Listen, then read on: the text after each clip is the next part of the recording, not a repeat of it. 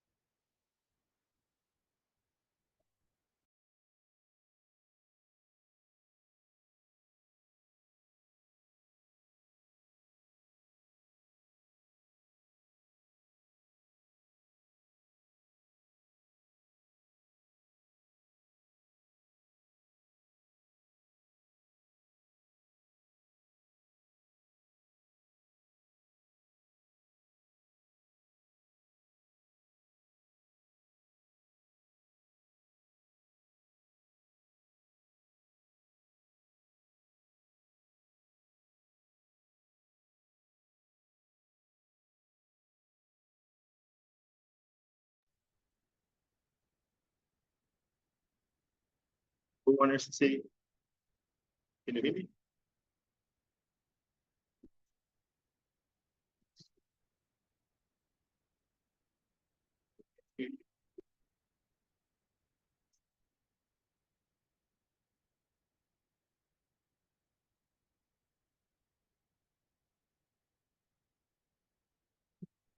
Can you hear me?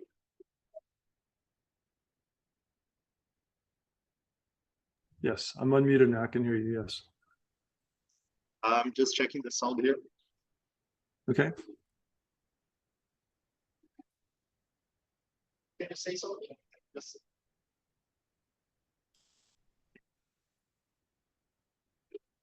can you say something just to check the sound? Hello? Hello, Hello? I can hear you. Yes. Uh, uh, just one moment. Can you hear me okay? Yes, but the volume is not so good. Just one moment. Okay. Okay. Now? Can you try it again? Yes. Can you hear me now? Is that better? Yes. Ele fica, se eu colocar ele mais pro meio aqui para frente.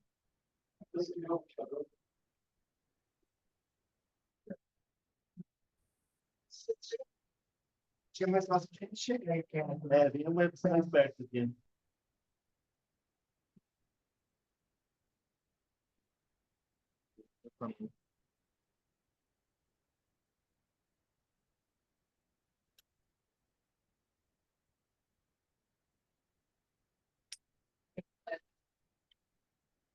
A bateria dele não aguenta, se colocar só a caixinha mais pro meio.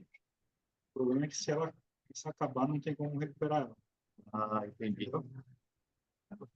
Tomar dele. Tá, fio.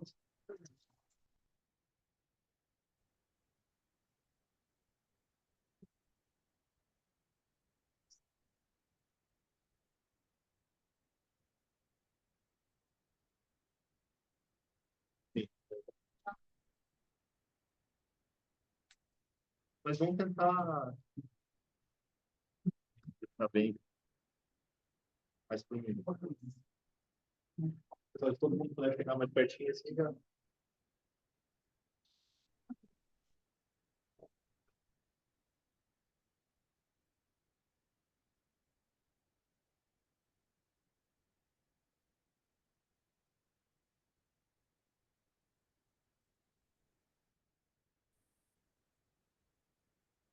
Okay, we can start.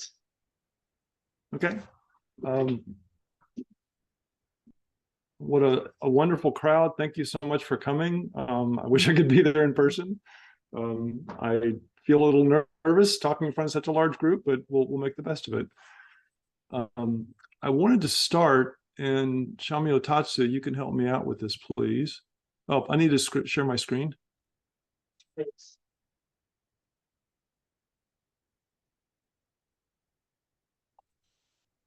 Okay. Okay. This. This is a, there we go. This is a dedication that I put together just for us to read, and Shamyo Tatsu very kindly translated it for me. And Shami, if you could, I don't know if that is this big enough that people can read from where you are? I can read for them. I'm sorry? I will translate what you said. That's all. Okay, thank you. Então, ele disse que ele está feliz de ver um grupo tão grande, né? E que ele fica mais. Se todo mundo puder vir para cá, eu consigo ver todo mundo. Então, ele falou que está feliz, né, de estar na frente de um grupo tão grande, né? E agora ele quer que eu leia, né, essa dedicação que ele sempre faz no início. Então, a gente vai fazer a leitura. Infelizmente, ali na tela não está muito claro, né? Deixa eu tentar melhorar um pouquinho o filme.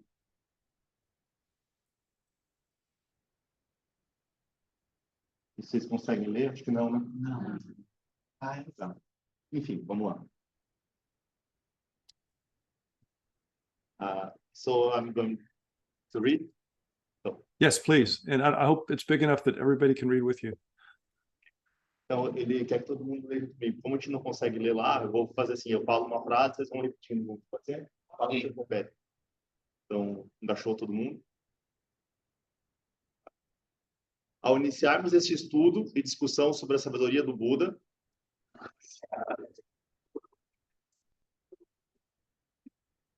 que possamos saudar o sempre presente Buda Shakyamuni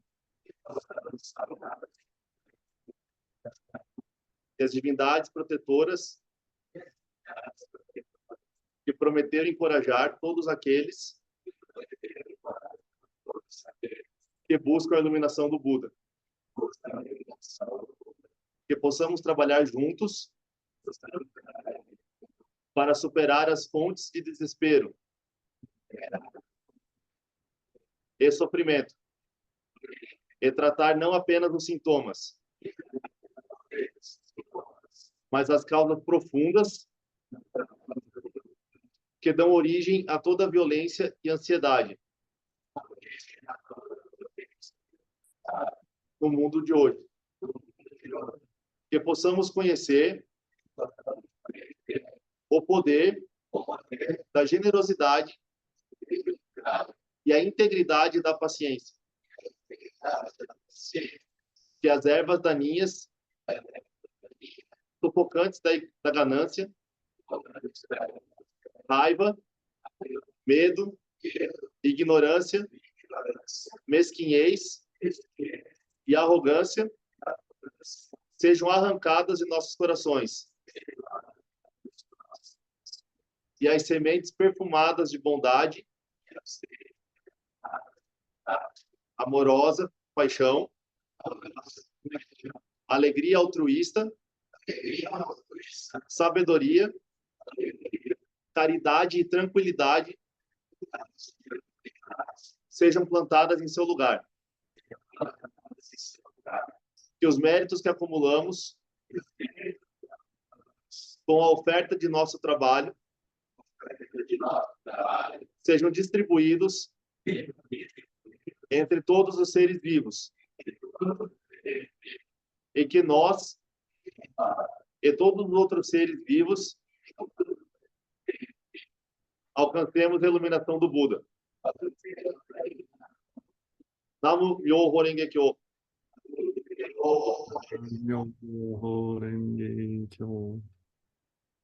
Thank you. And of course, you're welcome to use that even when I'm not around. I'm happy to make that available to whoever wants it. A gente pode usar isso, né? Essa oração para ele.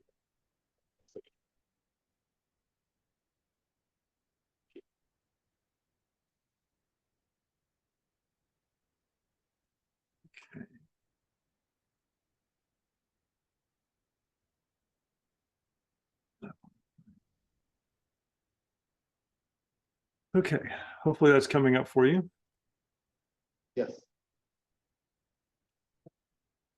Is that visible now? Yes, it's visible. Okay, good. So this is the third, I believe, of the talks that I'm giving about expedient teachings in the Lotus Sutra. The last time we talked about the story of the burning house from chapter 3 in the Lotus Sutra. Então, essa é a continuação do estudo que a gente fez sobre as parábolas do ciclo Lótus. Então, na aula passada, a gente viu o 3, a casa em chamas, e agora a gente vai ver sobre o capítulo 4. So today I want to talk about the story from chapter 4 of the Lotus Sutra. It's the parable of the lost son. And we're still trying to look at the question of what does the Buddha mean by expedient teachings? Então, a parábola do capítulo 4 do Super Lótus, a parábola do filho perdido, né? E aí a gente vai continuar com o foco em uma questão, né? O que o Buda quis dizer quando ele ensinou os meios habilidosos. Ok. Okay. Okay, what we've seen so far is that expedient teachings, they're not the same as what the Buddha are different from what the Buddha taught before the Lotus Sutra. I'm sorry, that's not true. Expedient teachings is taught in the Lotus Sutra. That's wrong. I made a mistake. Okay. That should be expedient teachings are different from what the Buddha taught in the Lotus Sutra. And we're trying to figure out what the difference is. And we're going to use the parables in the Lotus Sutra to try to understand what the Buddha means by expedient teachings. It should be Então, Shantis. os ensinamentos habilidosos, né, foram ensinados pelo Buda, são diferentes. No Super Lótus são diferentes dos ensinamentos que ele ensinou antes do Super Lótus. Né? Então, qual que é a diferença entre os meios habilidosos que ele usa no Super Lótus e os ensinamentos anteriores? Então, é isso que a gente vai tentar descobrir analisando as parábolas. Okay.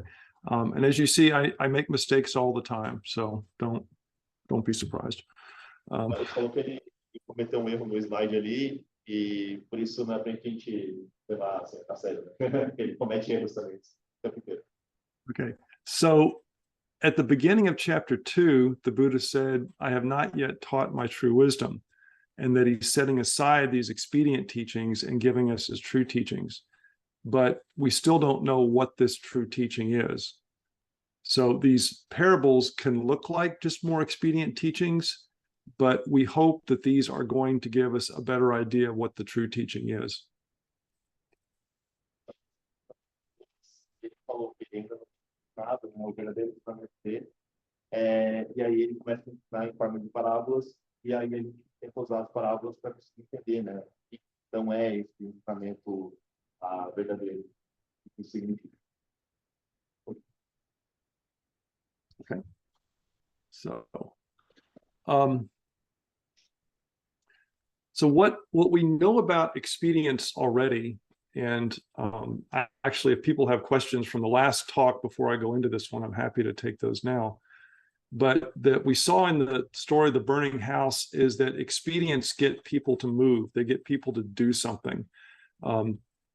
They get them to move to something better, even if they don't know what that better thing really is.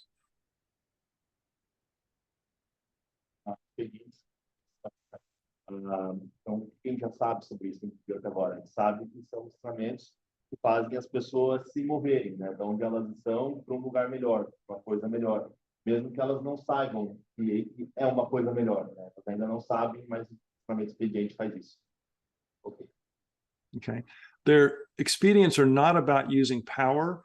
In the story of the burning house, the father did not carry his children out of the house. He did not tell them that their toys were bad, and he did not threaten to punish them. And this is not how the Buddha operates. Então, os ensinamentos habilidosos ensinam que o Buda ele não faz as coisas usando força, né? Então, por exemplo, no capítulo 2, o pai poderia ter usado a força para tirar os filhos dentro da casa em chamas. Aliás, a parábola 3, né? O pai podia ter usado a força para tirar os filhos dentro da casa em chamas, mas não é assim que o Buda trabalha. Ok. Okay. So what we saw in that story is the Buddha uses what people desire to get them out of danger, to lead them to enlightenment. And this idea of desire, this presentation of desire, is very different from what we saw in earlier teachings, such as the Four Noble Truths. In those, it was taught that desire is the cause of suffering, and the goal is to eliminate desire. And here we're seeing that desire is used to lead people towards enlightenment.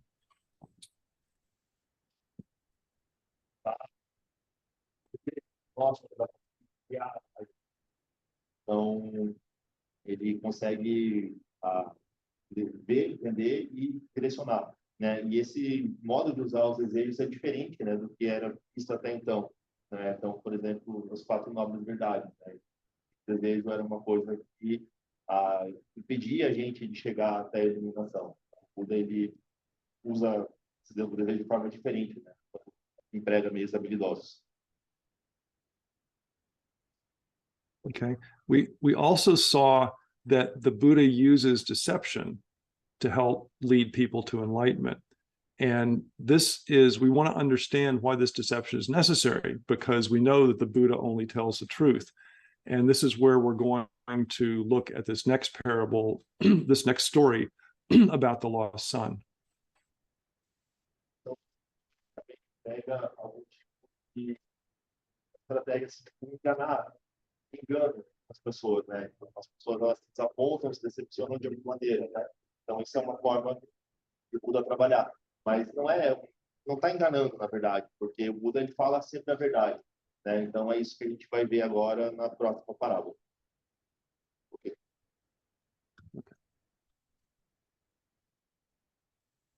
Okay, so in this story, or in chapter 4, as chapter 4 begins, we have the senior disciples of the Buddha, and these are Subhuti, Katyana, Kashyapa, Moggallana. They're people who have been with the Buddha ever since he started teaching. They had already taught Pratyeka Buddha, Shravaka, and even Bodhisattvas, but they still didn't consider themselves to be anything more than just Shravakas, the people who hear the teaching but do not really become enlightened. Mostra discípulos que sempre foram discípulos da Kashyapa, Moggallana, Mahakashyapa, Subhuti, né? Então eles eram Shravakas e eles eram assim orgulhosos da condição de Shravakas deles. Eles ensinavam monges, monjas, leigos, leigas, ensinavam bodhisattvas, mas eles até então não se consideravam eles mesmos bodhisattvas. Okay. So when they see in chapter 3 that Sariputra is assured that he will become a Buddha, they understand what that means, that they will also become Buddhas. And at that point, they thought that they were too old, that it was too much work to be enlightened, and they had been satisfied with the lesser teachings. Então, quando o Shariputra recebe a previsão da iluminação do 2, eles entendem que eles também podem se tornar Budas. É diferente do que eles pensavam, porque antes eles pensavam que eles já tinham praticado muito tempo, ou já eram muito velhos, ou daria muito mais trabalho, né, seguir a via do Bodhisattva, né? Então, eles pensavam que eles não conseguiam mais. Okay. And so they tell the Buddha they want to use a parable to explain their new understanding. Então, agora eles resolvem, eles mudam o entendimento deles, e eles resolvem usar uma parábola para falar para o Buda o novo entendimento que eles têm agora sobre isso.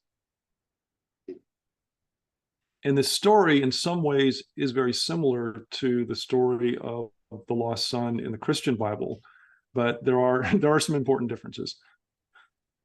Então, ele falou que essa história ela é muito parecida com a história do filho pródigo da Bíblia, né? Mas só que é diferente em alguns aspectos. Okay. So it starts with there's a boy who runs away from home, runs away from his father. He spends years trying to make a living, barely keeping himself alive and fed, and he's gone so long that he forgets who his father is. A história começa em casa, ele foge do pai, e ele fica vagando por aí, vivendo assim, tentando só sobreviver, e ele foge por tanto tempo, ele acaba até esquecendo quem era o pai dele. Okay. So just by chance, he comes to the city where his father lives, And by then, his father has become a very wealthy merchant. He lives like a king. He's got his own servants. And the son, of course, does not recognize the father, but the father immediately recognizes the son. Então, por acaso, ele ficou vagando de uma cidade para outra, até que ele chegou na cidade onde o pai dele vivia. E naquela altura, né, o pai dele já tinha se tornado uma pessoa muito rica, né, muito poderosa, vivia como se fosse um rei, tinha muitos funcionários, né, e quando o pai viu, ele reconheceu o filho imediatamente, mas o filho não reconheceu o pai. Ok. So the father sends some of his men to go fetch the son and bring him back, but the son thinks he's being captured and something awful is going to happen to him, and he faints. Então, o pai, ele manda um dos seus funcionários ir lá e pegar o filho, mas só que o filho, os funcionários do pai chegam, ele pensa que ele está sendo capturado, né, e aí ele entra em desespero e ele desmaia, né? So the father sees all this from a distance, and he tells his men to let his son go, to throw some cold water on his face and revive him, and to let his son go. Vai ver essas coisas acontecendo à distância, né? E aí ele fala que é para os homens dele deixar o filho, né? Dar uma água ali para ele se curar. E Okay.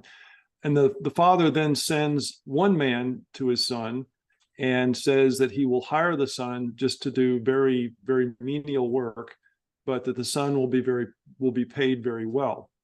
And then the son agrees to come work for his father. então o pai, ele chama os seus funcionários, pede para esse funcionário ir lá falar com o filho, né? E esse funcionário diz para o filho que ele pode oferecer um emprego, né? Serviços assim bem básicos, né? Mas que pode pagar muito bem. Então o filho aceita. So the father, as the son is working, the father takes off all his fine clothes and puts on very old, very dirty clothes and approaches the son. Filho é contratado, o pai ele tira as roupas chiques que ele tinha, né? Coloca uma roupa bem simples e então se aproxima do filho.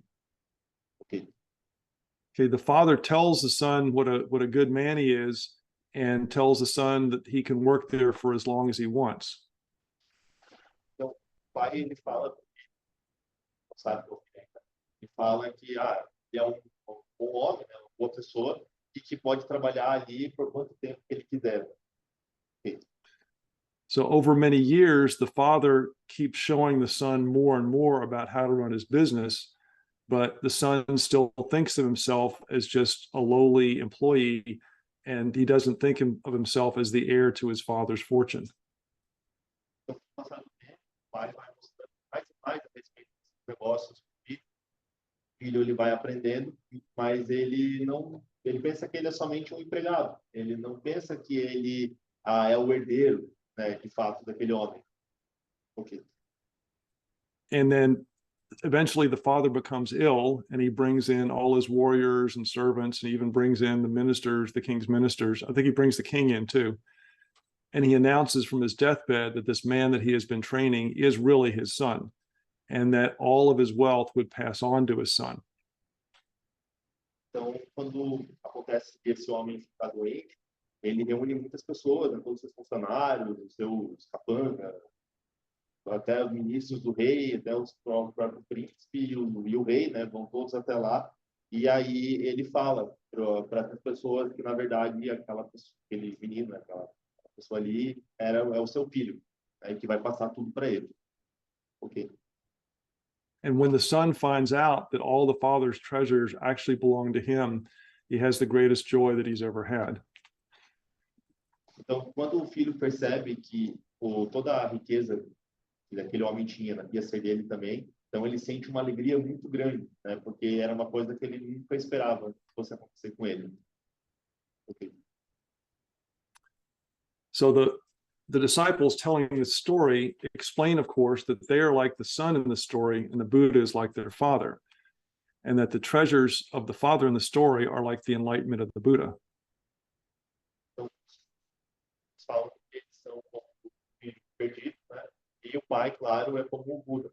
né, e que os tesouros do pai, né, são como a iluminação do Buda, né, que eles estão recebendo naquele momento. Ok.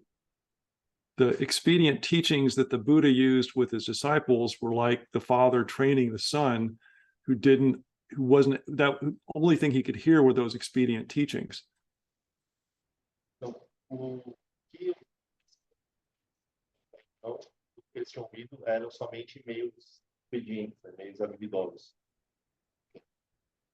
Okay. So the fault was not on the Buddha's side for deceiving them. The fault was on their side for not being able to understand the higher teaching that the Buddha would have provided for them. Isso não era do Buda, né? O problema era deles, que não tinham percebido ainda, né? E ele também, para se tornar Budas também era válido para eles. So the Buddha wasn't really deceiving them. He wasn't keeping anything secret. He was just teaching them according to their capacities. And now, because Sariputra had been assured of being enlightened, they felt just as assured. Então, o Buda, na verdade, não estava enganando eles ou escondendo nada deles, né? O Buda estava somente guiando eles de acordo com as suas próprias capacidades. Então, quando eles viram que Shariputra podia atingir a iluminação, eles entenderam, eles também tinham esse potencial. Ok. Okay. So in the first, okay, in the first talk, I mentioned a pattern that we see happen over and over again in the Lotus Sutra, is that something strange happens, somebody asks a question about it, there's an explanation given about the question, and then from that explanation, we come to an understanding. And this happens many, many places in the Lotus Sutra. We saw it in chapter 1 when the ray of light came out from the Buddha's head and illuminated all the worlds around through the universe, and no one had seen this before. Maitreya asked Manjushri, what was this all about? So we can use that same kind of cycle in this point and look at something that happens in the story, start to wonder, why did this happen? What does this mean? And hopefully can come to an understanding.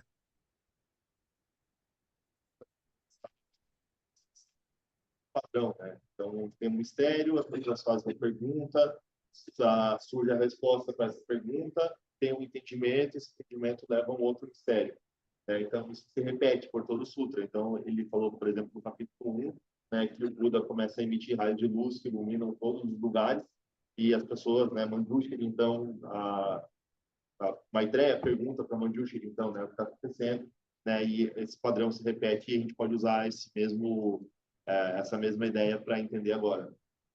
Ok. Thank you. So to me, at least, the most striking part of the story is when the son faints. Então, para ele, a parte mais assim, difícil da história, mais impactante da história, né, é o momento em que o filho desmaia. Okay. So fainting is not a voluntary reaction. We don't choose to faint. This is just something the body does. But we can still ask, why did the son faint? There could have been other times in his life where he had been captured and forced to work, or he may have heard stories about other people being captured and abused. Então, quando a gente não desmaia porque a gente quer, né? A gente desmaia porque o nosso corpo faz isso com a gente, né? Então, a gente não decide por desmaiar. Então, por que o filho desmaia? Né? Talvez ele já tinha sido capturado e sido forçado a trabalhar outras vezes, ou ele ouviu histórias, né, sobre isso acontecendo também, né? So the son had been struggling to live. He barely had enough to eat. He barely had enough clothes to put on his body, or couldn't find shelter. So for him, being poor was familiar. He didn't see any way that being captured and taken into a different situation would turn out well. Então, pro filho, viver na pobreza era uma coisa familiar para ele. Ele estava acostumado, então ele usava roupas pobres, ele vivia de uma maneira pobre e ele não via nenhuma forma como ser capturado poderia melhorar as coisas para ele. Okay. And to me, this is a vivid image of how attachment clings to suffering. Então, para ele, essa é uma imagem muito clara de como os apegos nos conduzem ao sofrimento. Ok. And this also explains why deception is necessary for expedient teachings. E também isso explica por que algum tipo de decepção é importante, né, nos meios habilidosos. Ok. So the son only wanted menial work, and that's what the father gave him, even though the father knew the son was capable of much more than that. The work the father gave him was much better than the work that he had before, but it was not so different that it drove him away. Então, o filho, ele queria somente trabalho simples, trabalho básico, né? E foi o que o pai deu para ele, mesmo o pai sabendo que ele tinha capacidade para mais, né? Só que o pai foi dando cada vez mais serviço, o filho foi fazendo, né? Mas o filho não tinha percebido isso como uma forma de ele estar seguindo em frente, avançando. Okay. Ready? Yes. Okay. Over time, the son learned to trust the father, but this could not happen just in the time that it take for the father's men to grab the son, or even for the father just to tell the son who the son really was. Há pouco tempo, o filho foi ganhando, o pai foi ganhando a confiança do filho, né? E sabe, passou a confiar nele, né? O filho passou a confiar nele. Mas isso não teria acontecido se o pai simplesmente tivesse agarrado o filho ou se o pai tivesse logo de cara falado toda a verdade para ele. Ok. Even when the son had access to his father's treasures, he still saw himself as different from the father. But then at some point, the father had to tell the son why he brought him up that way and why he had to leave his former life behind.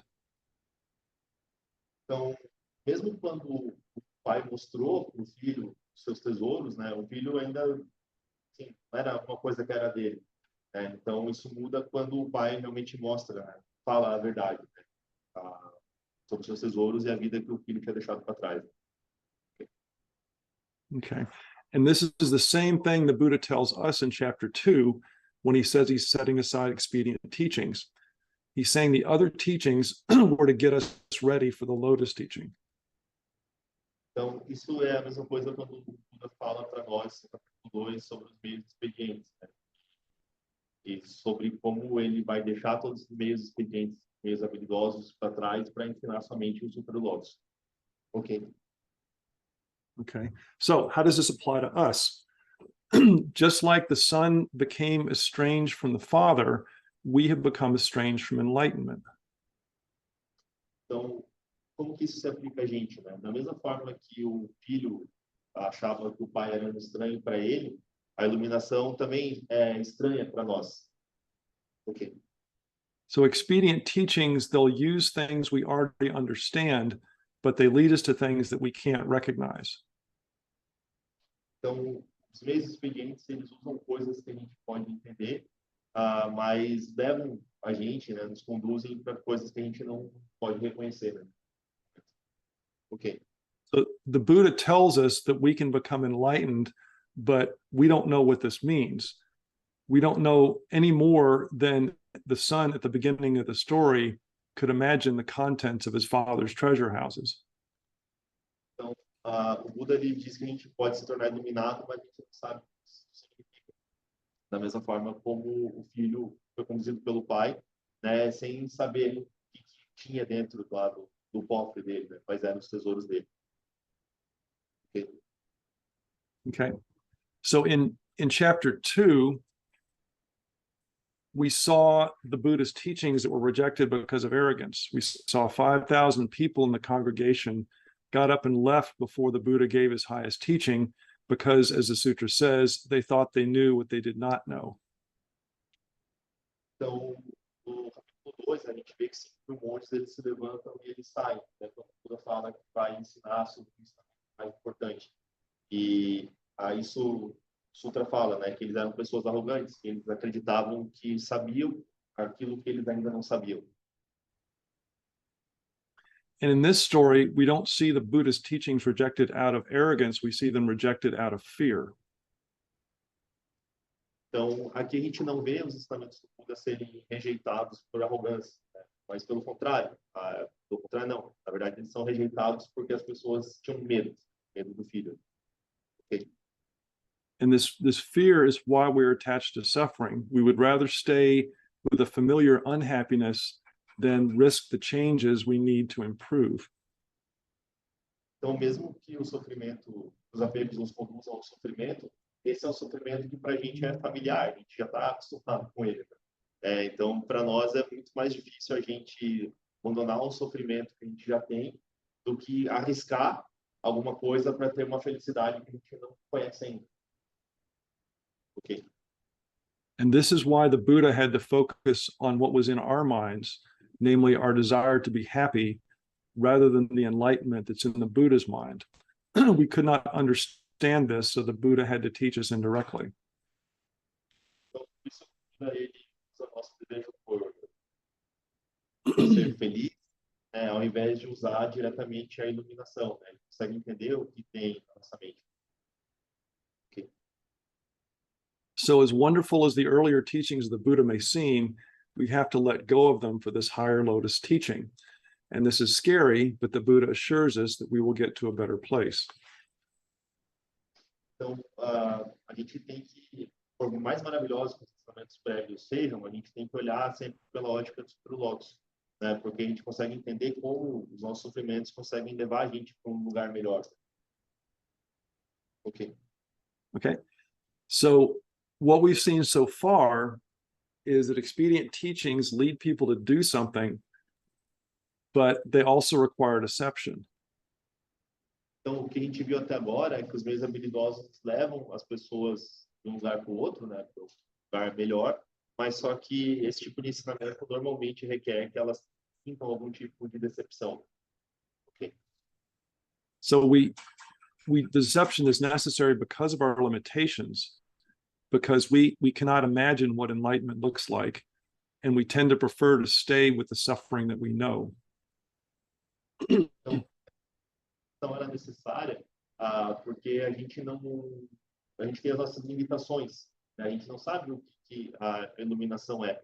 Então, a gente assim não tem coragem de abandonar um sentimento que já é familiar, mas que é ruim, né? Mas que é familiar, e buscar um sentimento novo, né? Buscar essa iluminação. A gente prefere ficar com o sofrimento que a gente já conhece. Ok? So we need, and by expedient teachings, we mean all the teachings besides the Lotus Sutra. And then we need to look at them with the idea of Nijo Sabutsu, which means all beings will become enlightened, and Kuon Jitsujo, which is the ever-present Buddha Shakyamuni.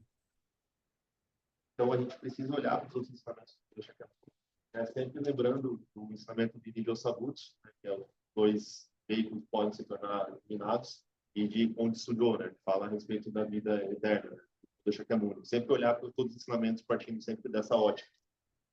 Ok? So in the next, here we go. Okay.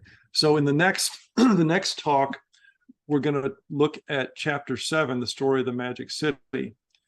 And in this story, there's a guide who leads a group of travelers to a city of treasures.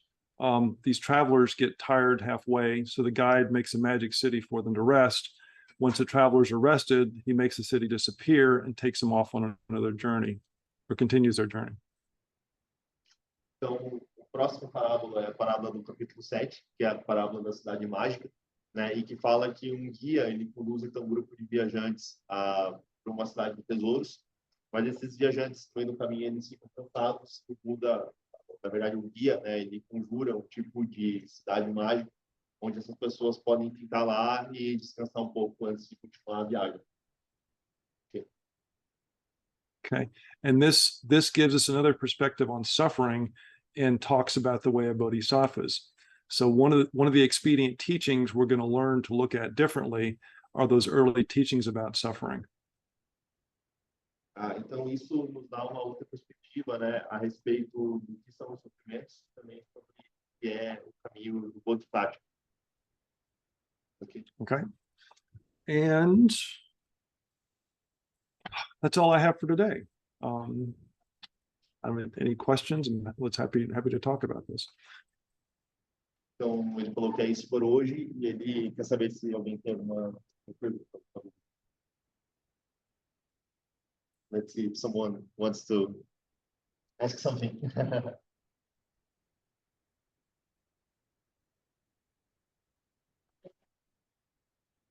Ah, someone said here that your class was so fast. It finished so fast.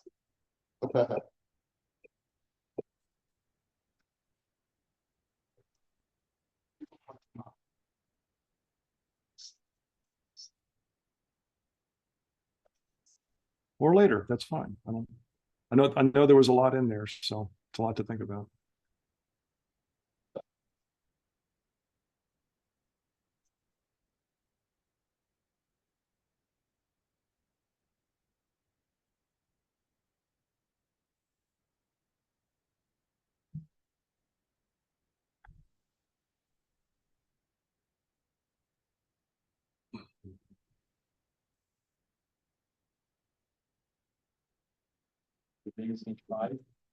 How many?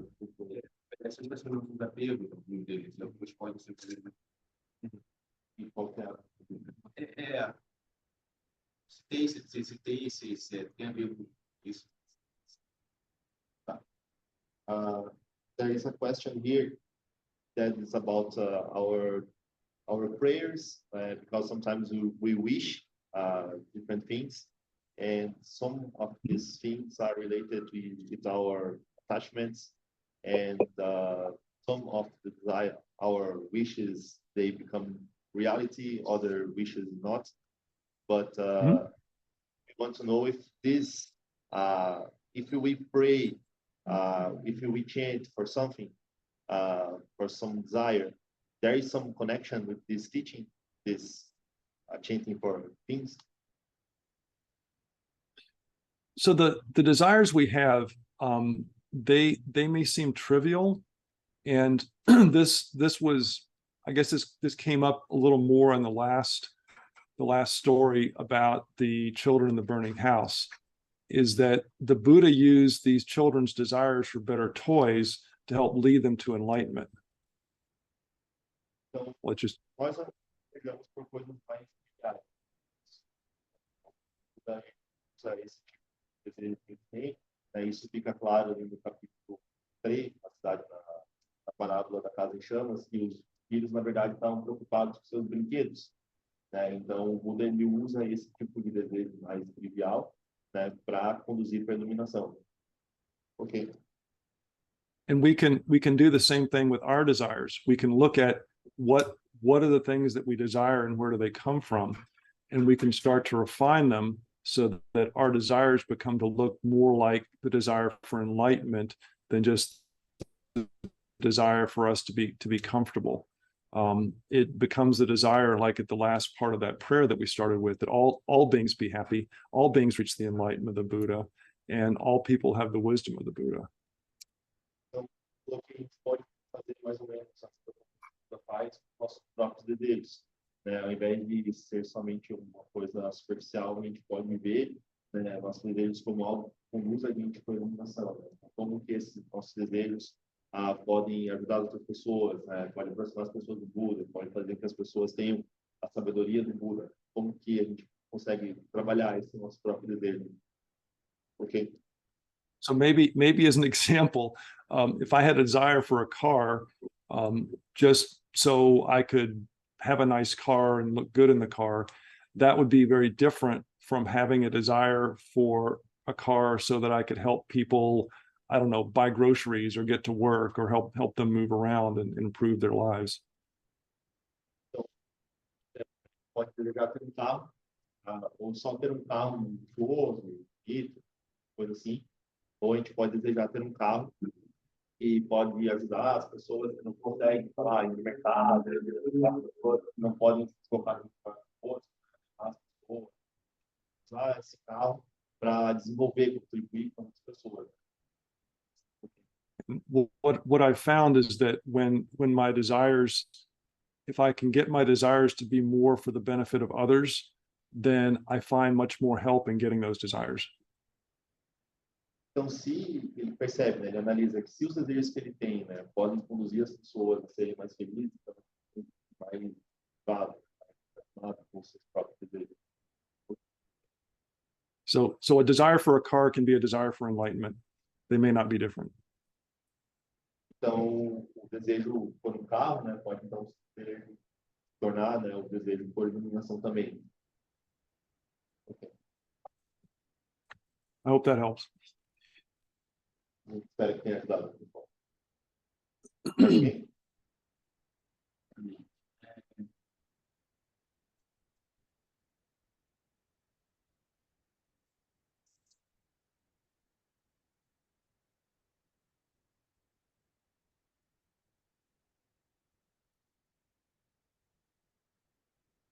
What have you all been talking about in your seminar today? Sorry. What have you been talking about in your seminar so far? No, you are the first in the schedule. First. Okay. Yes. Susan, can you close your screen so we can see you? Oh, I'm sorry. Yes. There we go. Is that better? So there's another question here. Is because there's another question here because you said that this skillful means expedient means they need some kind of deception. But Yes. how can we know if deception will not get us away from the enlightenment? So because sometimes we get we have this deception and then we just surrender and leave.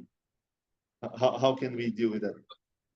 So I don't maybe I don't understand the question, but is this about using deception or finding out that we've been deceived?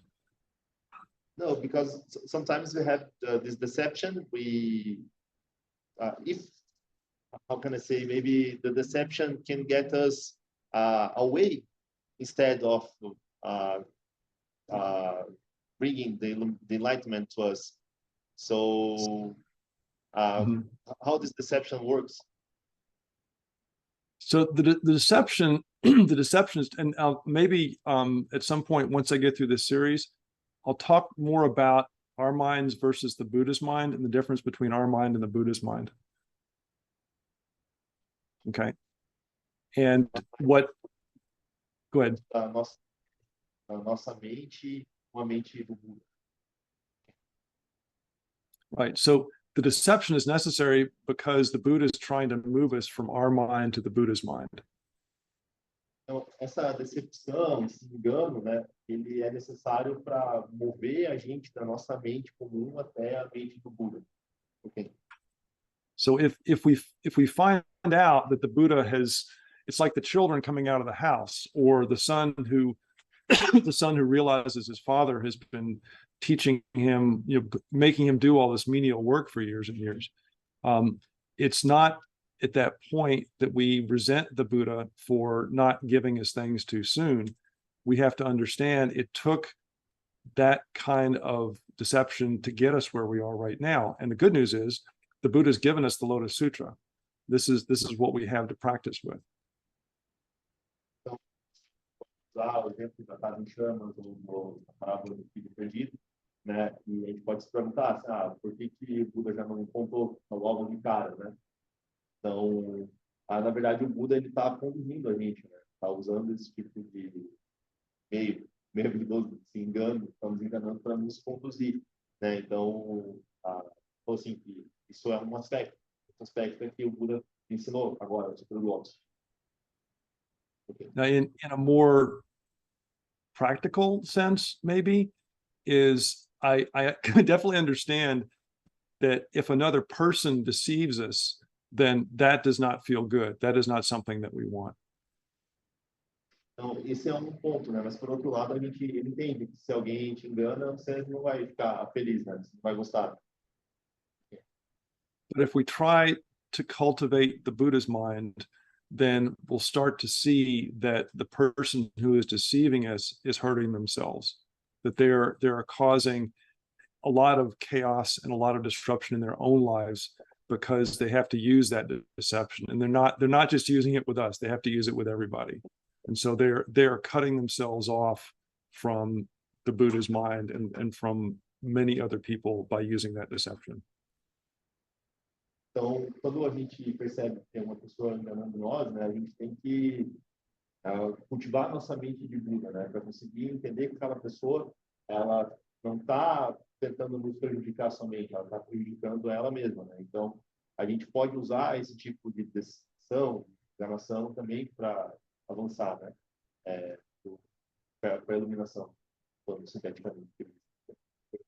And this is where never despising Bodhisattva becomes such a great example for us, because he did not hate people, he did not resent people. He said to them simply, I do not despise you, I respect you deeply because you can become a Buddha. But at the same time, he did not let people hurt him. He stayed far enough away from them that when they threw things at him, they didn't hurt him. Então, esse é o exemplo do Bodhisattva jamais desprezar, né? Ele, assim, ele não importava se as pessoas estavam enganando ele, se tinham raiva por ele, fazendo coisa por ele. A gente depois agachou e falava. E olhou. E fazia agachou e dizia que as pessoas, né, iam atingir a iluminação também, né? Ele não se deixava contaminar por isso. É o mesmo exemplo. Ok. And if the question though is about whether we should use deception with other people, I think we should leave that to the Buddha. And I think I have not had any luck using deception with people. I think it requires knowing more about their minds than we know right now. So I think that the teachings about deception are just to tell us what the Buddha is using and why the Buddha is changing his teaching from the expedient teachings to the lotus teachings. It's not telling us that we should start deceiving people. Digamos assim, né, de ensinar através do engano, tem que deixar para o Buda, porque a gente não sabe fazer isso. A gente pode realmente enganar as pessoas e isso pode não ser muito boa. Então, o Buda, ele sabe, consegue enxergar a mente das pessoas, entender como elas pensam e pregar esse técnica. Ok. I hope that helps. Mais alguma pergunta, pessoal?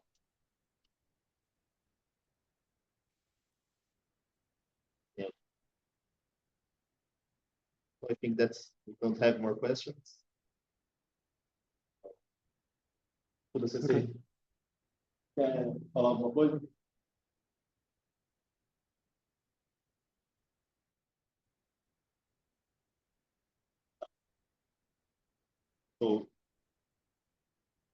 So we don't have more questions. Okay, thank you. Thank you for your time. Thank you for. We would like to thank you very much. Today we have some special guests here.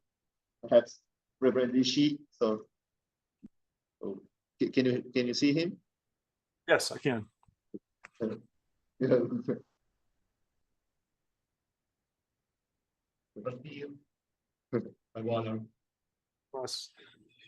And we have also Reverend Yamanaka. Ah. Yoroshiku onegai itashimasu. Oh, and also we have many people here together. Yes, I see that. For... A wonderful group. I wish I could be there with you. Yes, next time we'll be here. Next time. Yes. So we'd like to thank you very much. Okay. Should we finish chanting other multiple times? Certainly. Namu myoho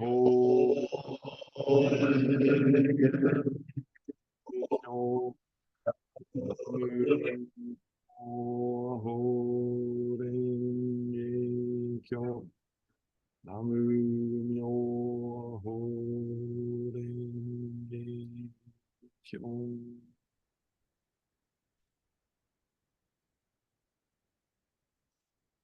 See you next month. Thank you so much. Enjoy the rest of the seminar. Thank you.